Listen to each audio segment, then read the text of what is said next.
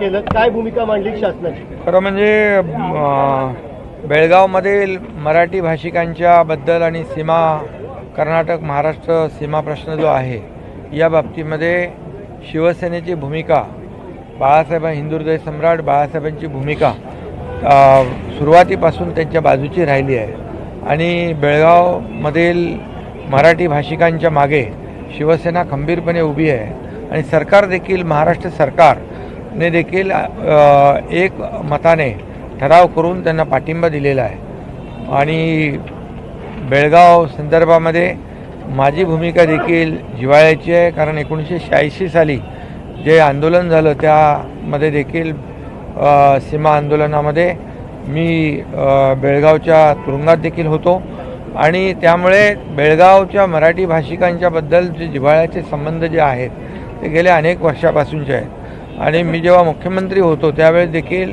केंद्रीय गृहमंत्री अमित शाह साहेबांनी एक महाराष्ट्राचा मुख्यमंत्री आणि कर्नाटकचा मुख्यमंत्री यांची एक संयुक्त बैठक बोलवली होती आणि त्या बैठकीमध्ये देखील हे प्रकरण सर्वोच्च न्यायालयामध्ये न्यायप्रविष्ट असल्यामुळे या ठिकाणी मराठी भाषिकांवर कुठलाही अन्याय होऊ नये अत्याचार होऊ नये अशा प्रकारची भूमिका कर्नाटक सरकारने घ्यावी अशा प्रकारच्या देखील स्पष्ट सूचना केंद्रीय गृहमंत्री अमित शाह साहेबांनी केल्या होत्या आणि आज खरं म्हणजे दुर्दैवी प्रकार आहे मराठी भाषिकांचा मेळावा महाराष्ट्र एकीकरण समितीने आयोजित केला होता आणि तो मेळावा होऊ नये याचा पुरेपूर प्रयत्न या ठिकाणी कर्नाटक सरकारने केला.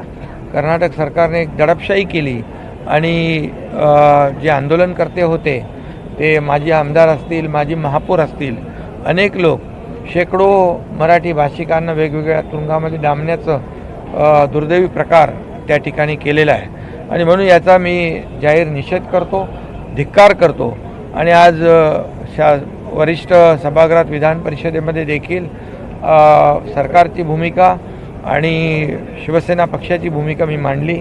मुख्यमंत्री महोदयांनी देखील सरकारची भूमिका मांडलेली आहे.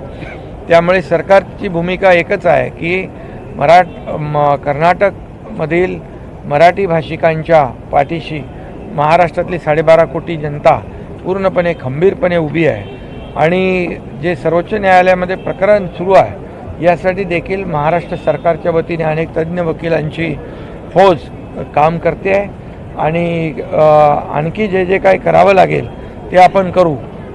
त्याचबरोबर सीमावर्ती भागामध्ये देखील अनेक शैक्षणिक संस्था आहेत त्यांना मुख्यमंत्री निधीतून अनुदान देखील आपण दिलं. त्याचबरोबर मुख्यमंत्री सहायता निधीमधून देखील आपण त्या भागातल्या लोकांना सुविधा उपलब्ध करून दिली जेणेकरून मराठी भाषिकांना न्याय मिळेल आणि म्हणून मराठी भाषिकांच्या मागे पूर्णपणे महाराष्ट्र खंबीरपणे उभा आहे. त्याचबरोबर एक दुसरा प्रकार मुख्यमंत्री महोदयांनी सांगितलं की त्यांच्या सभागृहामध्ये स्वातंत्र्यवीर सावरकरांची प्रतिमा जी आहे ही काढण्याच्याबद्दल प्रयत्न सुरू आहे. त्या बाबतीत देखील त्यांचा निषेध करावा तेवढा थोडा आहे आणि स्वातंत्र्यवीर सावरकर फक्त महाराष्ट्राचे नाही तर अवघ्या देशाचे स्वातंत्र्यवीर सावरकर यांनी या देशासाठी जो त्याग केलेला आहे याचा जे काही जाणीव कर्नाटक सरकारने देखील ठेवली पाहिजे आणि आपल्या सभापती नीलमताई गोरे यांनी देखील स्वतः सांगितलं आहे की तिकडच्या सभापतींना कळवून या ठिकाणी ती स्वातंत्र्यवीर सावरकरांची प्रतिमा काढू नये अशा प्रकारचा आवाहन देखील त्यांनी केलं आहे आणि सरकार देखील या भूमिकेशी सहमत आहे आणि म्हणून स्वातंत्र्यवीर सावरकरांचा अपमान करणाऱ्या देखील कर्नाटक सरकारचा मी या ठिकाणी धिक्कार करतो निषेध करतो.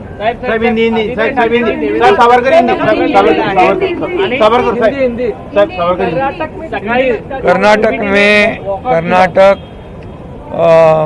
में आज जो मराठी भाषिक है उन्होंने मराठी भाषिक लोगों का एक सम्मेलन लिया था और इसमें कोई इस देश में कोई भी कहीं भी रह सकता है कहीं भी जा सकता है कहीं भी ऐसी मीटिंग कर सकता है सम्मेलन ले सकता है लेकिन यहाँ कर्नाटक सरकार ने जो दमन चक्र चलाया जो उनकी जो सम्मेलन है उसे लेने वाले जितने भी लोग हैं मराठी भाषिक मराठी एकीकरण समिति के, कई माजी आमदार है, माजी महापौर है, इनको और 100 से ज़्यादा लोगों को मराठी भाषी भाई और बहनों को अरेस्ट करने का पाप किया है। इसका मैं धिक्कार करता हूँ, निषेध करता हूँ। और मराठी भाषिक जनता जो है वहाँ पर, उसके पीछे शुरू से हिंदू हृदय सम्राट बाला साहेब ठाकरे जी ने भूमिका ली थी, वही भूमिका हमारी भी है, वही भूमिका हमारी सरकार की भी है।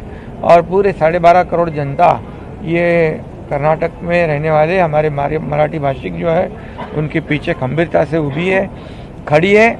और उनके लिए कई ऐसे स्कूल हैं, उनको भी अनुदान देने का काम किया है। कई लोगों को आरोग्य सुविधा देने का काम हमारी सरकार ने किया है। इसलिए सरकार की भूमिका स्पष्ट है। इसमें हमारे केंद्रीय गृह मंत्री अमित भाई शाह, इन्होंने भी, मैं जब मुख्यमंत्री था तब मुझे और कर्नाटक के मुख्यमंत्री दोनों को बुलाया था। और ये जो कर्नाटक सीमा आंदोलन का जो इशू है वो सुप्रीम कोर्ट में है, और तब तक मराठी भाषिक लोगों को वहाँ कोई भी अन्याय ना हो, अत्याचार ना हो, ऐसा सूचनाएं की थी। लेकिन आज यहाँ पर अन्याय अत्याचार की भूमिका कर्नाटक सरकार ने ली हुई है, उसका जाहिर धिक्कार मैं करता हूँ। और यहाँ पर और एक बात सामने आई कि स्वतंत्र वीर सावरकर, जिन्होंने पूरे देश के लिए त्याग और जो योगदान दिया है, इसके प्रति सम्मान रखना चाहिए, बल्कि उनकी प्रतिमा को हटाने की कोशिश जो कर रहे हैं उसका भी मैं धिक्कार करता हूँ, निषेध करता हूँ। और हमारे मुख्यमंत्री महोदय जी ने भी सरकार की भूमिका स्पष्ट की है। और हमारी सभापति नीलमताई गोरे जी, इन्होंने भी कहा है ऐसी कोशिश अगर करते होंगे तो वहाँ के सभापति को इतला किया जाएगा, आह्वान किया जाएगा, और स्वतंत्र वीर सावरकर जी की प्रतिमा को वहाँ से नहीं निकाला जाए, ऐसी कोशिश की जाएगी। हमारी भूमिका स्पष्ट है। और इसलिए ऐसा दमन चक्र जो है, ये करने वाली कर्नाटक सरकार को पूरी तरह ये महाराष्ट्र की जनता और वहाँ की जनता सबक सिखाएगी। यूबीडी ने सुबह वॉकआउट किया, लेकिन एनसीपी और कांग्रेस वाले अंदर बैठे रहे। कर्नाटक में कांग्रेस की सरकार है, क्या आपको लगता है महाविकास आघाड़ी में अनुबंध है?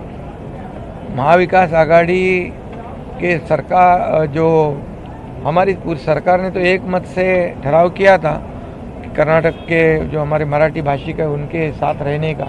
तो आज क्या दोगली भूमिका उन्होंने अपनाई है? या मैं ये भी कहूँगा कि अध्यक्ष पद के चुनाव में सभी लोगों ने सहयोग देना चाहिए। अभी कई लोग वॉकआउट कई लोगों ने किया है, ये तो सही माने में जनता ने जिनको सबक सिखाई है, अभी उन्होंने कामकाज में भाग लेना चाहिए। अभी तो महाराष्ट्र की जनता ने जो काम करने वाली सरकार के साथ पूरी तरह लैंडस्लाइड विक्ट्री दी है, और इसकी सबक लेनी चाहिए विरोधी पक्ष ने।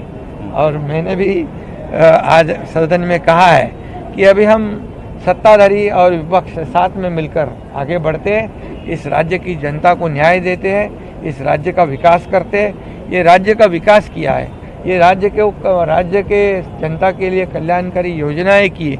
इसी का प्रतिबिंब जो है इस चुनाव में हमने देखा है। लाडली बहना हो, लाडले भाई हो, लाडले किसान हो, सभी लोगों ने एक मुश्त होकर, एकजुट होकर यहाँ पर महायुति सरकार को जिताया है। यही पेट दर्द उनके है, दिल में यही दुख है।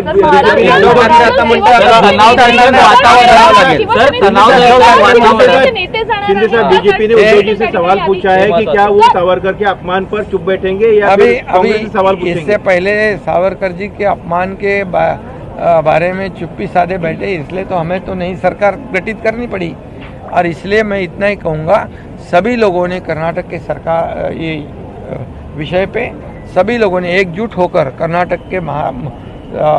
कर्नाटक में रहने वाले हमारे मराठी भाषिक जो है उनका साथ देना चाहिए।